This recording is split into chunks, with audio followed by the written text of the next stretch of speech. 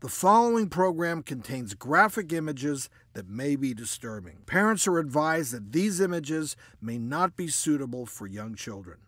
Here at the doctor's, we've showed you cringeworthy videos of pimple popping, nose hair waxing, and some pretty painful looking DIY toenail procedures. So, how can we top them? How about some earwax removal?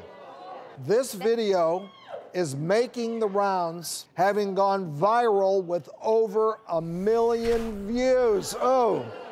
That's a lot of wax. That is gnarly wax. Whoa. I mean, you can wax a whole house with that wax. All your floors, but don't. That was an audiologist. What's an audiologist? He's the professional that does hearing tests. So this person was sent probably with hearing loss because they had so much wax in that ear. Before he could do an adequate test, he had to remove all that wax. And you know, that we all happens in my office all the time. I have patients come in and say, "Oh, I have diminished hearing," or my spouse says, "I have diminished hearing." What? And we check, and sure enough, it's just a matter of earwax. But don't use that at home. Like everybody's spouse doesn't have earwax. God, they can hear.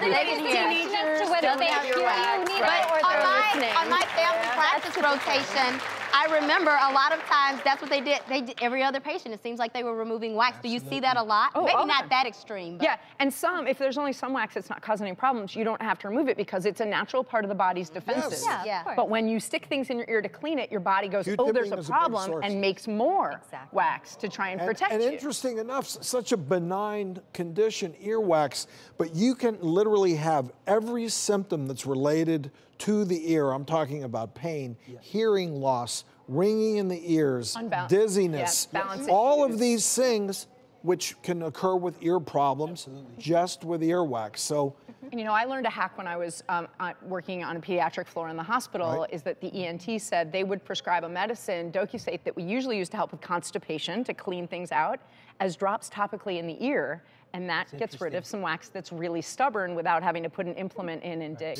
But you can put mineral oil or baby oil, I mean, just drops, soap, like you said, just to lubricate it and help it move out. Because it's not, it doesn't drip into your ear. The eardrum protects you, and what's outside stays outside unless there's a perforation. But it's still, I think we have to remind everyone, definitely don't use Q-tips in your ear. They're not Nothing in your for ear that. smaller than your elbow. That is correct. yeah. Or your knee. Exactly.